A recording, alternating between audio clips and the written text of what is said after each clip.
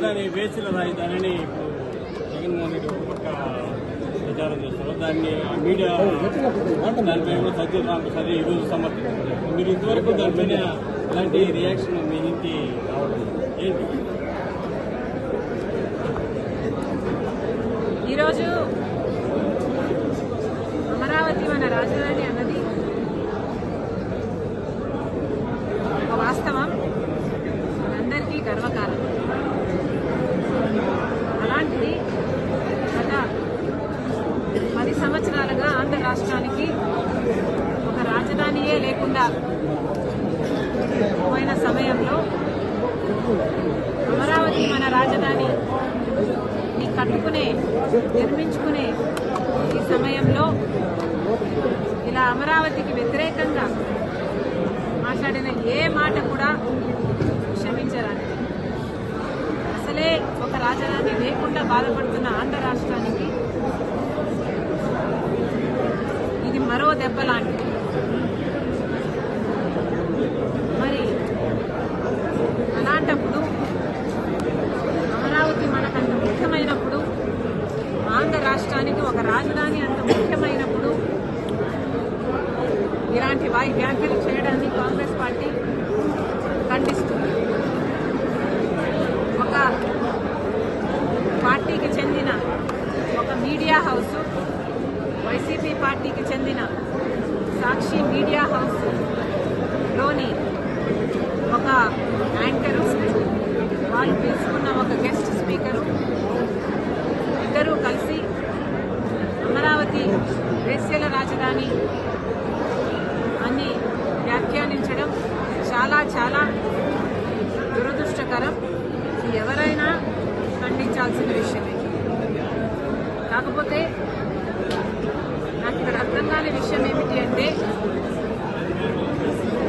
ఇది ఇంత ముఖ్యమైన పొలిటికల్ అంశం అయినప్పుడు, అంతేకాదు ఒక సోషల్ ఇష్యూ, ఒక పొలిటికల్ ఇష్యూ అయినప్పుడు ఇంత పెద్ద విషయంలో ఒక పొరపాటు జరిగితే మరి ఒక పొలిటికల్ పార్టీ అయినా ఒక మీడియా హౌస్ అయినా క్షమాపణ చెప్పడము కామన్ డెకోరం. అలాంటిది మీడియా హౌసే ఒక పొలిటికల్ పార్టీకి చెందినప్పుడు ఆ మీడియా హౌస్ చేసిన కొన్ని వ్యాఖ్యల వల్ల కోట్ల మంది ప్రజలకు ఆవేదన కలిగినప్పుడు ఆ మీడియా హౌస్ అయినా ఆ పొలిటికల్ పార్టీ అయినా క్షమాపణ చెప్పాలి. మరి ముఖ్యంగా సాక్షి మీడియా హౌస్ నడుపుతున్న భారతిరెడ్డి గారు సాక్షి మీడియాలో ఇంకా ఘోరం జరిగింది కాబట్టి మీరు క్షమాపణ చెప్పడంలో తప్పు లేదు, అది మీ బాధ్యత. మనం చిన్న పిల్లలకు కూడా నేర్పిస్తాము, ఒక తప్పు చేస్తే తప్పైంది సారీ అని చెప్పు నానా అని చెప్తాము. మరి అలాంటప్పుడు ఒక తప్పు జరిగినప్పుడు సారీ చెప్పుకోవడంలో, సారీ చెప్పడంలో నామోషి లేదు. మరి ముఖ్యంగా ఇది ఒక పొలిటికల్ పార్టీకి చెందిన మీడియా హౌస్, అంటే జగన్మోహన్ రెడ్డి గారి వైసీపీ పార్టీకి చెందిన మీడియా హౌస్ అయినప్పుడు జగన్మోహన్ రెడ్డి గారు క్షమాపణ చెప్పడంలో కూడా తప్పులేదు. ఇంతమంది మనోభావాలను ఇంత ఆవేదనకు గురి చేశారు.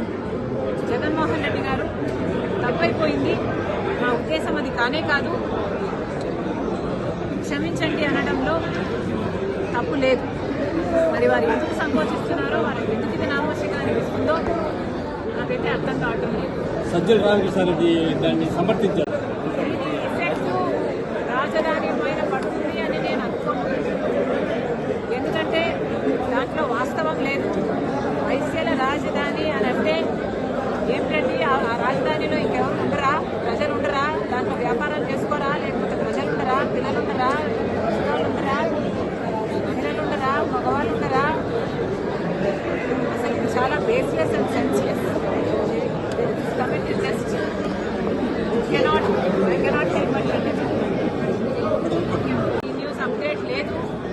కానీ నాకు చాలా ఆశ్చర్యం వేస్తుంది. కానీ నాకు చాలా ఆశ్చర్యంగా ఉంది. ఎవరైనా నేను ఇది సమర్థించకూడదు, ఇది నిజంగానే ఖండించాల్సిన విషయం. నన్ను అడిగితే క్షమాపణ కూడా చెప్పాల్సిన విషయం.